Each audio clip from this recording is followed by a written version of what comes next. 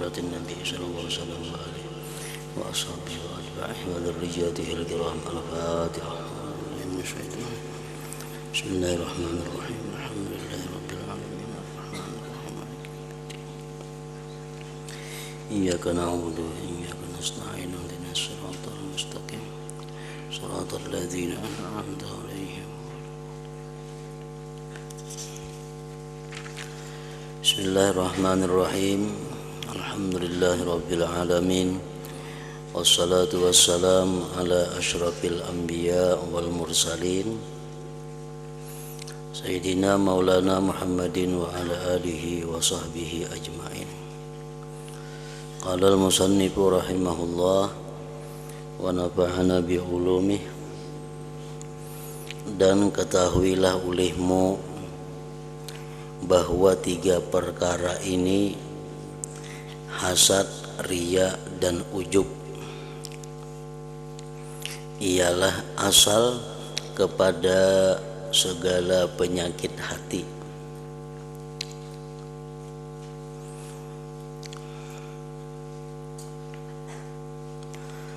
Dan baginya tempat tumbuh yang sama, yaitu hubbud dunia.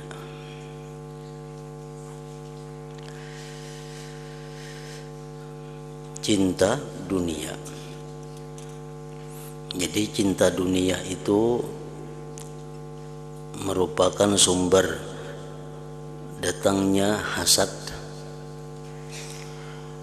Hubbud dunia sumber datangnya riya, dan hubbud dunia juga sumber datangnya ujub.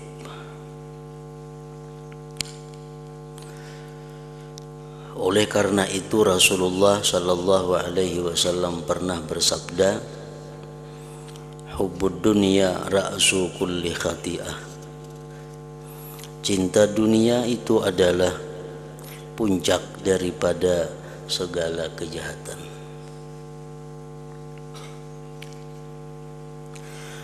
Namun demikian, dunia juga adalah ladang untuk akhirat.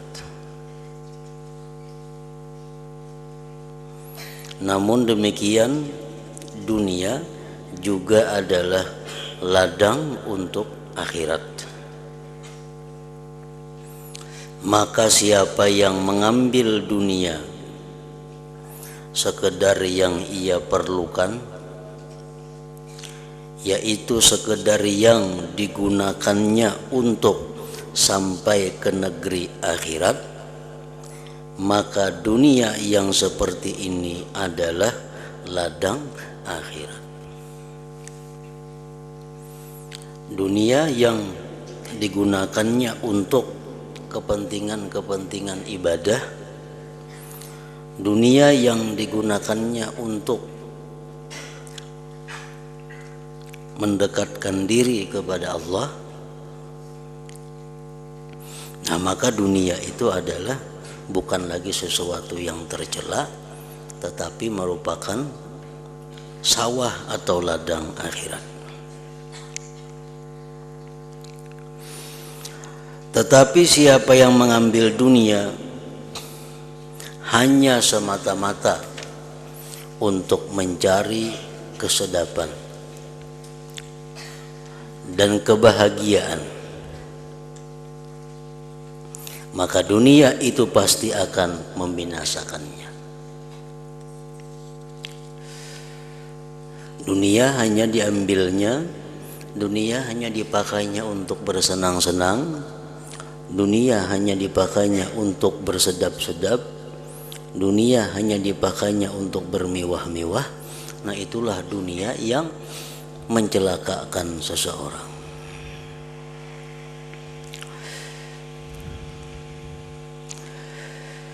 Inilah sedikit sebanyak yang kami sebutkan dalam bicara takwa yang zahir.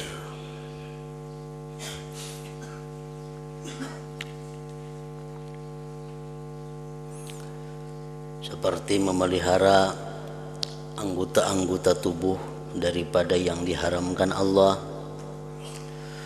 Nah, itu merupakan bicara takwa yang zahir. Bicara bagaimana menjaga mata, menjaga tangan, menjaga kaki, menjaga telinga daripada hal-hal yang dilarang Allah. Nah maka itu masalahnya takwa yang zahir ngarannya,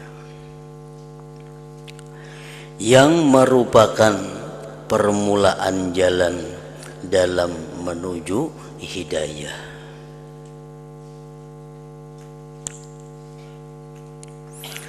Apabila engkau mencoba akan dia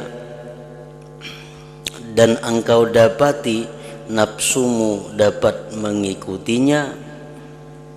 Kita sudah membaca bagaimana dosa-dosa yang ada di telinga, kalau kita dapat menjauhinya.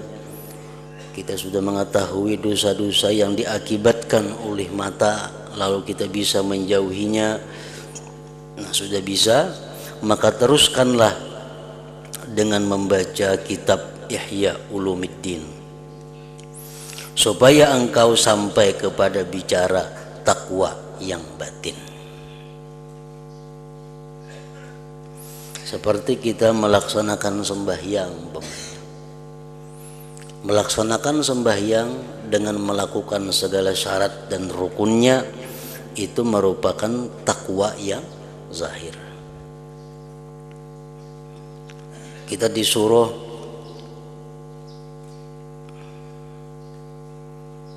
berwudu. Nah itu artinya kita disuruh melakukan takwa yang zahir.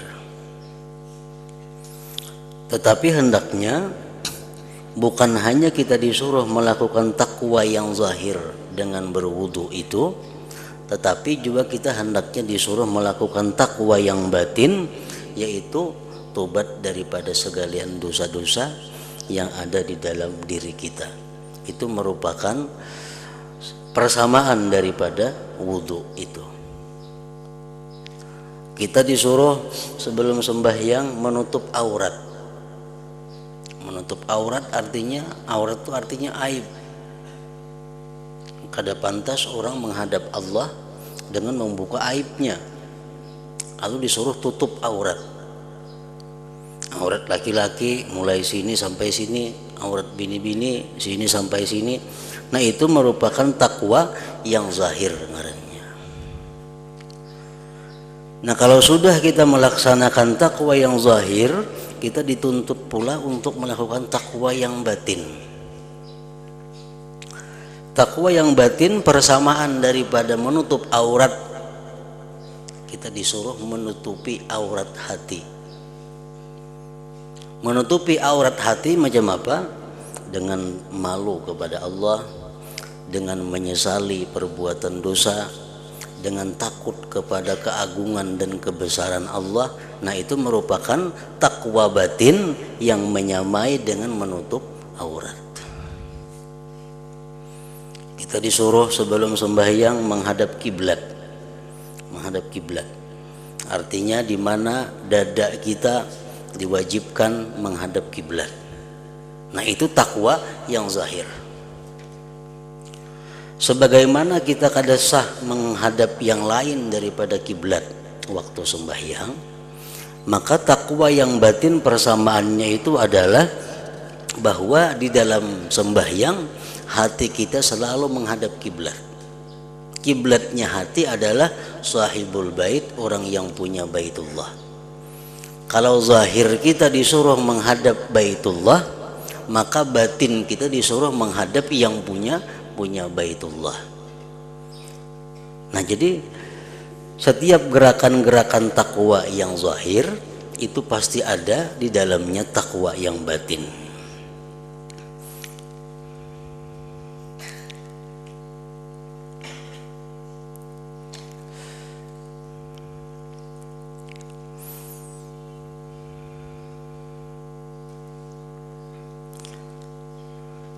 Kemudian setelah itu, apabila hati nuranimu telah engkau penuhkan dengan takwa, sudah penuh hati dengan takwa.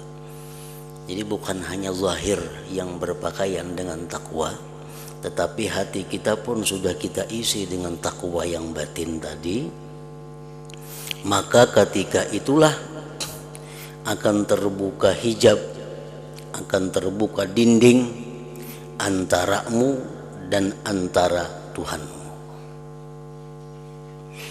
dan akan terbuka pula bagimu segala cahaya ma'rifat, dan akan mengalir daripada hatimu pancaran hikmah, dan akan jelaslah bagimu segala rahasia alam mulki, alam yang nampak di mata, dan rahasia alam malakut, alam yang tidak tampak di mata. Kalau sudah takwa zahir kita jalankan diiringi dengan takwa yang batin, tadi misalnya kita berwudu sekaligus kita melakukan tobat kepada Allah, kita menutupi aurat hendak sembahyang sekaligus kita menutupi dosa-dosa hati kita. Kita tutupi dosa hati kita dengan menyesal, dengan malu kepada Allah, dengan takut kepada Allah. Kita arahkan badan kita menghadap kiblat, sekaligus hati kita arahkan menghadap yang punya kiblat. Nah, kalau kita sudah bisa demikian, kita akan diberi Allah penglihatan mata hati, sehingga mata kita bisa kita gunakan untuk melihat alam nyata, alam dunia ini, dan mata hati kita pun bisa melihat apa yang terjadi, apa yang sebenarnya dilihat oleh mata itu. Kita ambil contoh orang-orang yang diberi Allah penglihatan mata hati. Diriwayatkan kisah yang sudah kita ketahui bersama tentang Imam Ghazali. Imam Ghazali ini seorang ulama besar, boleh dikatakan Sayyidul Musannifin. Beliau sangat banyak mengarang kitab dari berbagai macam disiplin ilmu. Nah, ading sidin bernama Ahmad Al-Ghazali. Ading sidin bernama Ahmad Al-Ghazali. Imam Ghazali, beliau seorang ulama besar dan sekaligus jadi imam di Masjid Jami. Tiap waktu sidin jadi imam, ading sidin Ahmad Ghazali itu kada mau ikut waktu itu lawan Imam Ghazali. Kada mau ikut waktu itu. Imam Ghazali mengetahui hal demikian, melapor kepada mamanya. Itu mah pada hipang ading itu nah, supaya sembahyang mengikut ulun. Kayaknya mun yang kada mengikut ulun supan, dikira nang apa kena ada kelakuan ulun yang kurang baik, ada akhlak yang kurang baik, sampai ading itu kada mengikut ulun sembahyang. Nah, kemudian disuruh mamanya adingnya tadi mengikut Imam Ghazali sembahyang berjamaah di Masjid Jami itu. Begitu sampai di masjid, Imam Ghazali jadi imam, Ahmad Ghazali tetap kada kawa umpat mengikut Ghazali, tetap sembahyang sorangan. Nah, kemudian ditakuni Imam Ghazali, kenapa ikan pada umpat aku sembahyang berjamaah, ada umpat mengikut aku. Ujar Imam Ghazali, ujar Ahmad Al-Ghazali, kayak apa ulun hendak umpat mengikut pian, sedangkan ulun melihat pian itu berdarah-darah. Betul najis hatinya kan, darah najis. Sedangkan engkau, sedangkan pian berdarah-darah, awak kayak mana mau ikut. Nah, barulah Imam Ghazali sadar bahwa waktu sembahyang itu Imam Ghazali keingatan mengarang kitab tentang masalah mutahayyirah, tentang perempuan yang haidnya kada teratur.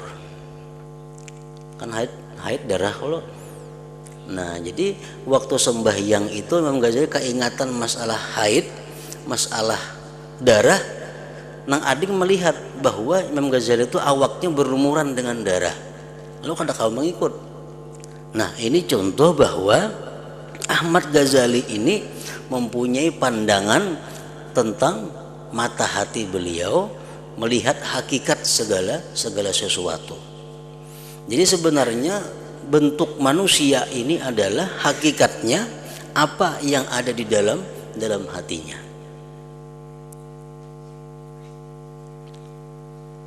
Ada salah seorang aulia Allah Subhanahu wa taala punya anak, dilamar oleh seseorang. Nah, melamarnya orangnya bagus, sempurna, kata ada kurangnya. Tapi Sidin menolak lamaran itu. Tidak aku terima melamar anakku. Lalu jangan bini Sidin, kenapa kada diterima? Bapakku malah menerima lamaran babi ini tuh datang ke sini. Babi nama lamar, aku lah menerima. Nah, kenapa demikian? Karena orang yang melamar ini hatinya itu dipenuhi dengan sifat tamak, hatinya dipenuhi dengan sifat luba. Tamak dan luba itu merupakan sifat babi. Nah, jadi wajah yang dilihat oleh mata hati beliau bukan manusia, ini adalah babi.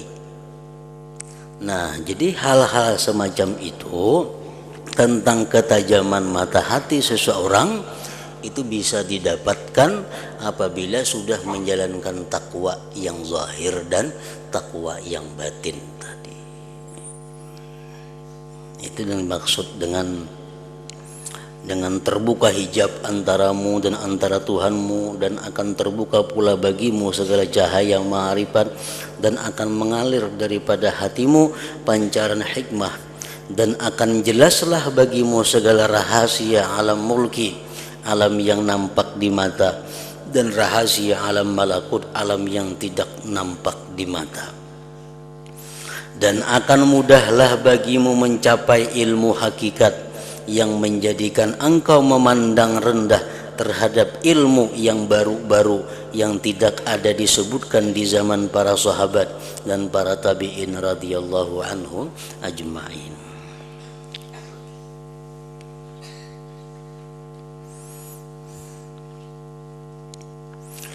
Dan jika engkau hanya menuntut ilmu kil dan kal, artinya ilmu perdebatan. Kita menuntut ilmu hanya untuk dijadikan bahan pandiran, kita menuntut ilmu hanya dijadikan bahan untuk pembicaraan, dan ilmu perbelahan dan khilafiyah, artinya ilmu masail khilafiyah, kita memperdalam ilmu tentang khilafiyah. Kalau masalah ini menurut mazhab Maliki apa, ini menurut Syafi'i kayak apa, menurut Hanafi macam apa, kita pelajari hanya ilmu-ilmu yang macam itu, maka alangkah besarnya musibahmu dan alangkah panjangnya kesusahanmu dan alangkah besarnya kehilanganmu. Ketika itu buatlah apa saja yang engkau kehendaki, karena dunia yang engkau tuntut dengan menggunakan agama sudah tidak selamat lagi bagimu, manakala akhiratmu pula pasti akan hilang daripadamu. Maka siapa yang mencari dunia dengan menggunakan agama,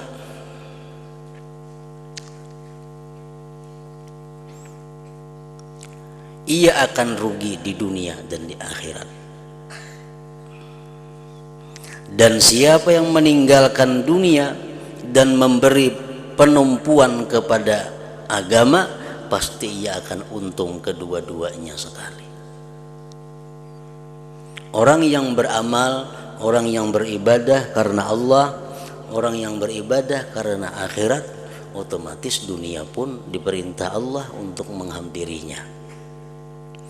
Nah, orang-orang yang beribadah kepada Allah tapi dengan tujuan dunia, maka Allah perintahkan dunia untuk lari daripadanya. Sebagaimana dikatakan oleh Ja'far As-Shadiq radhiyallahu an, Allah Subhanahu wa taala berwahyu kepada dunia begitu Allah menciptakan dunia ini, menjadi Tuhan, ya dunia ukhdumi man khadamani. Wahai dunia, engkau berbaktilah, engkau berkhadamlah kepada orang-orang yang berkhadam kepadaku. Itu sudah perintah Allah. Ya dunia ukhdumi man khadamani.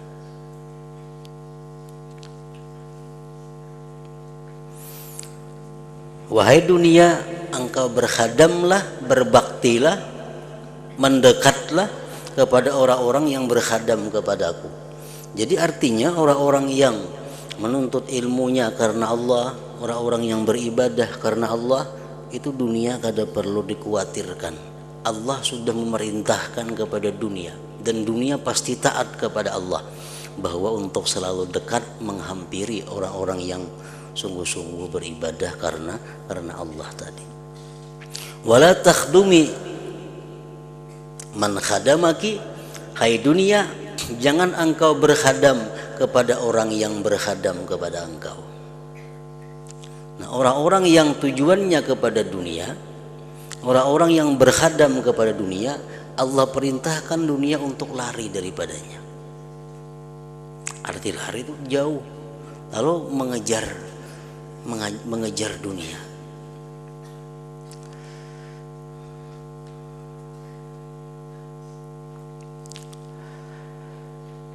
Dan siapa yang meninggalkan dunia, artinya hidupnya kadada untuk motivasi dunia.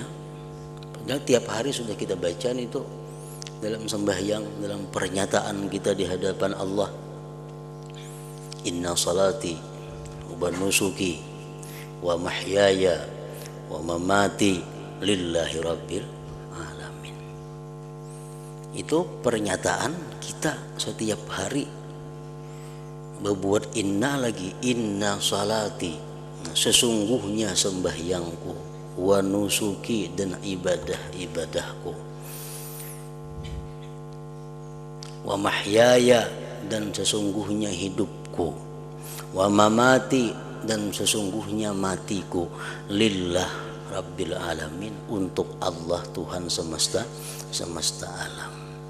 Nah, jadi artinya bila mana kita hidup sebagaimana apa yang kita ucapkan setiap hari itu karena Allah, nah maka yang lain daripada Allah diperintahkan untuk membantu kita, untuk berkhadam kepada kita. Maka inilah kata-kata pertunjuk untuk engkau memulakan perjalananmu pada bermuamalah dengan Allah Ta'ala.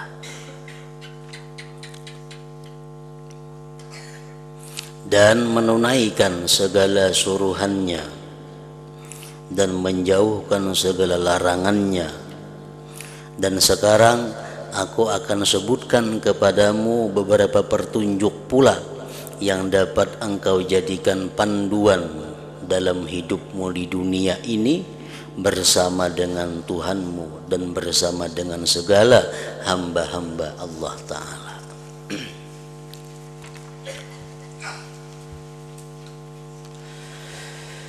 Bahagian ketiga, adab-adab pergaulan dan persahabatan dengan Khalik, Tuhan, dan makhluk. Satu, adab-adab dengan Allah Ta'ala. Adab apa semalam artinya? Adab artinya apa? Kullu ma yuhmadu qaulan wa fi'la. Kalau tiap-tiap yang dipuji, baik itu perkataan atau perbuatan, itu ngarannya adab.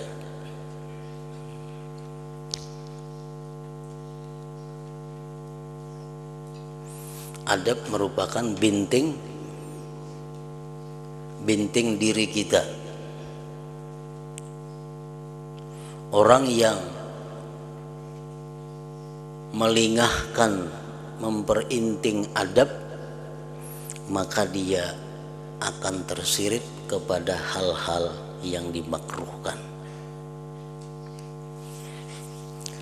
Orang yang sudah terbiasa melakukan hal-hal yang dimakruhkan, dia akan tersirit kepada hal-hal yang diharamkan. Orang yang sudah terbiasa melakukan hal-hal yang diharamkan, dia akan terbiasa dia akan tersirit nantinya kepada hal-hal yang mengakibatkan dia kafir, ingkar kepada Allah Subhanahu wa taala. Jadi adab ini adalah binting yang pertama. Adab lebih daripada sekedar sunat. Lebih.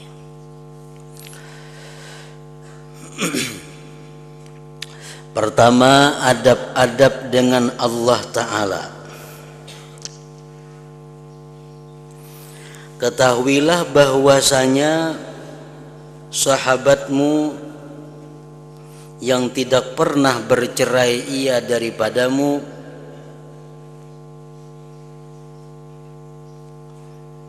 sama ada engkau berada di kampung maupun musafir, di waktu tidur atau jaga, bahkan di waktu hidup dan matimu, ialah Tuhanmu. Itu sahabat, artinya orang yang selalu menyertai kita. Sahabat itu apa asal katanya? Sahibah. Kalau sahibah apa artinya? Beserta.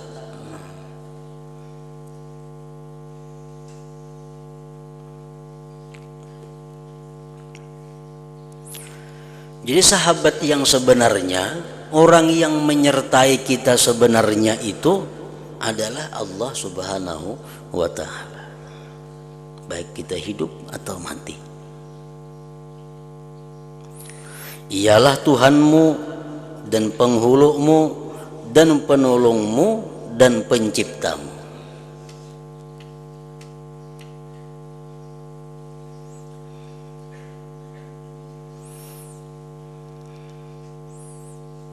Ada dua perkara yang kita kada terlepas daripada dua perkara itu dari Allah Subhanahu wa ta'ala. Pertama, kita diberi Allah nikmatul ijad. Yang kedua, kita diberi Allah nikmatul imdad. Nah, itu sampai kita kada ada batasnya. Pertama, kita menerima nikmat dari Allah, nikmat diadakan. Dulunya kita kada ada, sekarang kita ada. Nah, kita menerima nikmatul ijad, ngarannya nikmat diadakan. Dan Allah Subhanahu wa ta'ala kada hanya itu memberikan kita nikmat, begitu diadakan Tuhan lepas kada. Disambung Tuhan dengan nikmatul imdad, nikmat bantuan. Nah, setiap detik daripada hidup kita kada akan bisa lepas daripada imdad, bantuan atau pertolongan Allah Subhanahu wa ta'ala.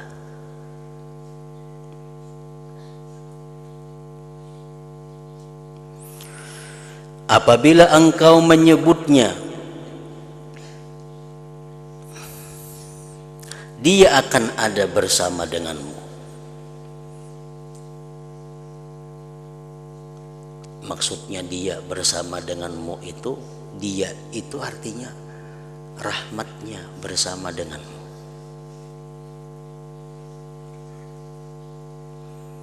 Bila kita sebut Tuhan, bila kita sebut Allah, maka rahmat Allah itu bersama kita.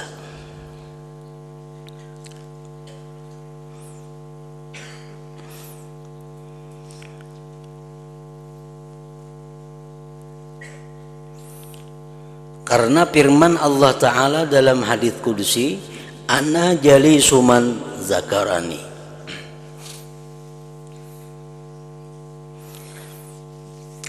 Artinya aku sekedudukan bersama siapa yang mengingatku.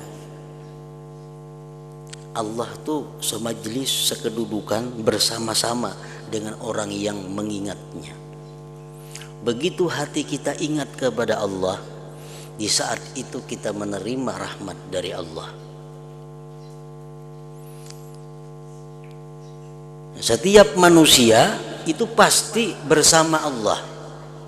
Cuma ada manusia yang bersama rahmatnya Allah, ada manusia yang bersama laknatnya Allah. Innallaha ma'as sabirin. Allah beserta orang-orang yang sabar. berarti orang kada sabar itu kada bersama Allah lah. Kada. Orang kada sabar pun beserta Allah juga. Orang sabar beserta Allah juga. Cuma bedanya orang yang sabar itu beserta rahmat Allah. Orang yang kada sabar itu bersama laknatnya Allah. Jadi semuaan manusia, semuaan makhluk kada bisa lepas daripada Allah. Kada bisa lepas daripada Allah, kada bisa lepas daripada penglihatannya, pendengarannya, pengetahuannya dan sebagainya. Nah, cuma untuk orang-orang yang ingat kepada Allah, di saat itu Allah menyertai kita dengan rahmatnya. Ana jalisu man dzakarani, artinya aku sekedudukan bersama siapa yang mengingatku.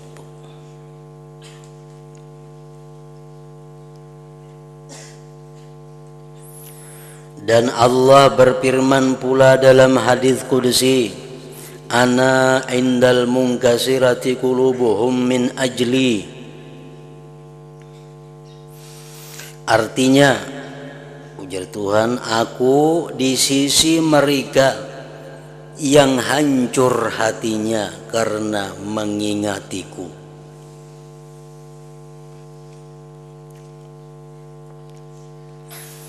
Kita mengingat Allah, kita ingat pemberiannya, kita ingat nikmatnya yang kada terputus, kita ingat pemeliharaan Allah kepada kita, kita ingat semua kebaikan Allah pada kita.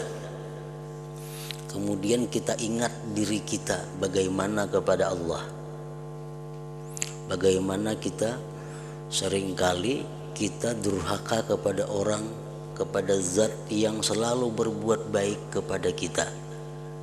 Seringkali kita melanggar perintah orang yang menciptakan dan selalu membantu kita. Seringkali kita kadang mentaati perintah orang yang selalu baik kepada kita. Nah, di saat itu kalau kita mau tafakkur itu, kita akan malu kepada Allah, kita akan sopan kepada Allah. Nah, di saat kita malu kepada Allah itu ngarannya munkasirah qulubuhum, di saat ngarannya pecah hati mereka, hancur hati mereka. Kita kada mencontohkan lawan manusia. Sidin itu rancak membantu kita. Sidin mencukupi segala keperluan kita. Pokoknya Sidin itu sangat baik kepada kita, sangat baik kepada kita. Tahu-tahu kita ini khianat lawan Sidin. Tahu-tahu kita mencuntan benda Sidin. Tahu-tahu kita mencuri harta benda Sidin. Sedangkan Sidin sudah tahu pada kita yang mencuntan. Sidin tahu dah pada kita yang mencuntan. Nah, begitu kita bertamu Sidin, otomatis kita akan pecah hati. Sopan, bisa pucat muka kita. Punya beriman, kecuali hatinya kada beriman lagi atau sopan lagi. Orang-orang yang normal, orang-orang yang masih punya mata hati, pasti sopan. Mengkau beliung bertemuan Sidin itu. Kenapa? Karena kita kada tahan menyandang malunya hati kita. Selama ini mulai kekanakan sampai dewasa, Sidin memberi makanan kita, menyediakan tempat lawan kita, semuaan dicukupi Sidin. Sekali kita masih aja khianat lawan Sidin, dan Sidin tahu pada kita khianat. Nah, jelas sudah kita kalau bertemuan beliung aja mun kawan itu kasupanan lawan Sidin tuh. Nah, itu ngarannya munkasirah, pecah ngarannya, maksudnya itu hatinya. Nah, kayak itu juga lawan Allah Subhanahu wa taala. Kalau kita mau berpikir bahwa kita menerima nikmat setiap detik kada terhitung. Kita seringkali maksiat, seringkali melanggar perintahnya. Nah, kalau kita ingat itu, lalu kita timbul sopan dalam hati kita. Nah, ketika kita malu itulah Allah bersama kita. Rahmatnya mencurah kepada kita artinya. Aku di sisi mereka yang hancur hatinya karena mengingatiku.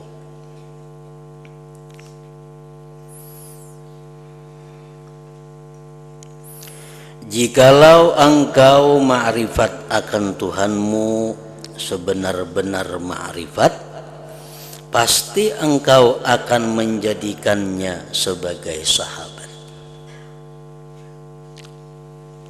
dan engkau meninggalkan yang lain daripadanya.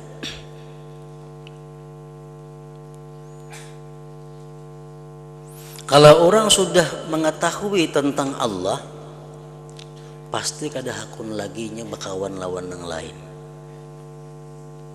Pasti kada hakun lagi bakawan lawan yang lain. Kenapa? Karena tahu bagaimana Allah tuh baiknya lawan kita, bagaimana Allah tuh sayangnya lawan kita, bagaimana Allah tuh memuliakan kita. Kita rancak melanggar perintahnya, kan jadi apa-apainya, bahkan ditambahinya lagi nikmat.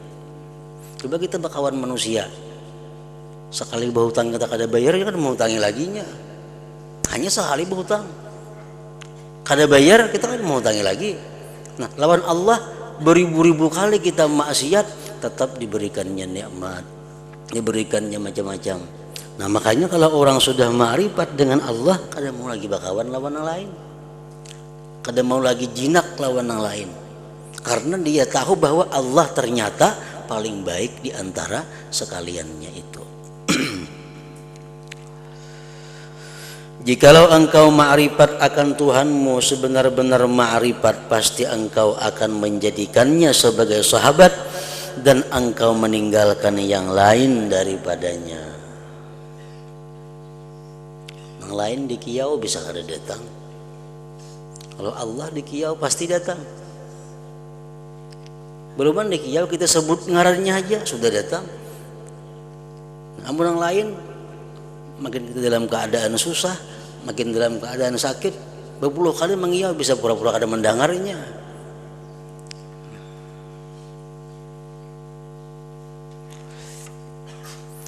Dan jikalau engkau tidak mampu berbuat demikian pada sekalian waktumu, kita kada mampu, jelas sudah kada mampu. 24 jam kita selalu ingat Allah.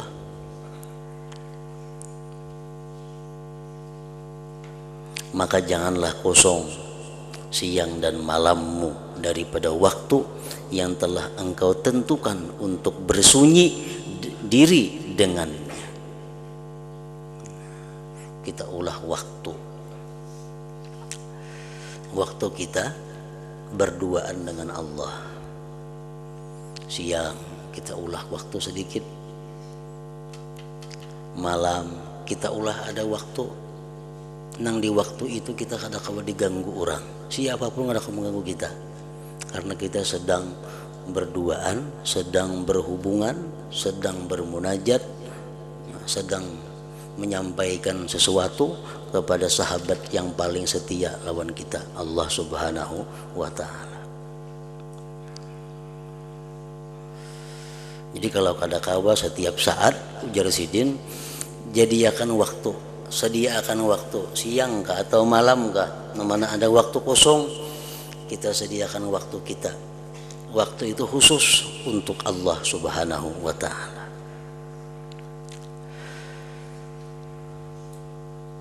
Dan engkau berlezat-lezat dengan munajatnya.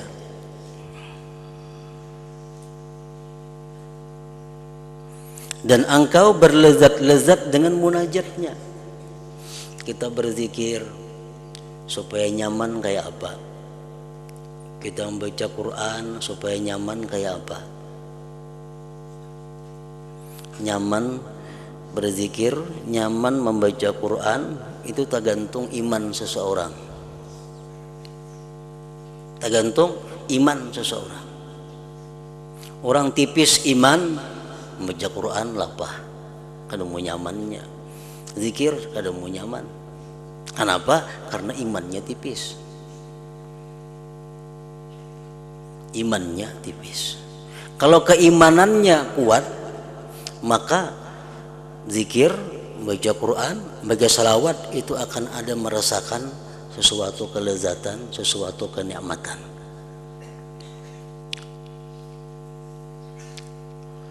Kita Kita ambil contoh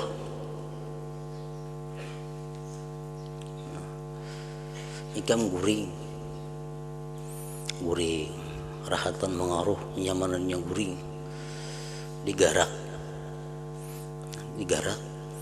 bangun, ikam ke pasar sumat nah, ikam ke pasar sumat tukarakan aku rokok sebungkus.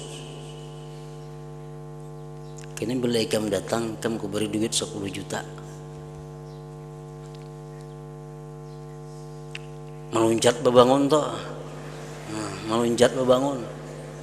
Kenapa? Karenanya beriman benar lawan duitnya. Keimanannya kepada duit ini kuat benar, tebal benar, meluncat bangun, betang muas kan kada lagi. Nah, mancap bersepeda. Padahal bangun guring adalah lapahnya. Ada lapah. Di jalan ini gembira lagi nama hayal, ngukar baju, luar ini kayak segala macam di tengah jalan ini mahayal. Kada ada rasa lapah, kada ada. Duit 10 juta di hadapan mata. Nah itu orang-orang yang kuat keimanannya lawan duit. Orang yang kuat imannya dengan Allah, Allah sudah mengatakan, satu kali zikir yang kamu ucapkan, satu ayat yang engkau ucapkan, aku bangunkan satu gedung di dalam surga. Ini Allah kadang mungkin berdusta. Nah pajang beri duit tadi mau aja berdusta, didustainya mau aja nih toh. Amun ini Allah kadang mau berdusta, ada mau berdusta. Seayat ikam baca Quran, sekalimat ikam zikir, ikam be Tuhan kuulahkan gedung di dalam surga lengkap dengan permaisurinya. Ya tuh kita kulir. Kenapa maka kulir? Iman kita kepada Allah tipis. Iman kita kada mampu untuk menggerakkan itu. Nah, jadi kada mau nyaman, kada mau lezat dalam berzikir kepada Allah Subhanahu wa taala itu. Dan engkau berlezat-lezat dengan munajatnya. Oleh karena itu, maka sudah menjadi kewajiban supaya engkau mengetahui adab-adab persahabatanmu dengannya. Kalau sudah Allah ini kita jadikan sahabat kita, maka kita ulah cara, kita amalkan adab-adab kayak apa supaya sahabat ini jangan lari daripada kita, supaya sahabat ini tetap bersama kita. Nah, adab-adab itu ialah yang pertama dan seterusnya. Ila hadratin Nabi sallallahu alaihi wasallam, al-Fatihah. Iyyaka na'budu wa iyyaka nasta'in, ihdinas siratal mustaqim, siratal ladzina Bismillahirrahmanirrahim. Alhamdulillah rabbil alamin wa salli wa sallim ala sayyidina Muhammad wa alihi wa sahbihi ajmain.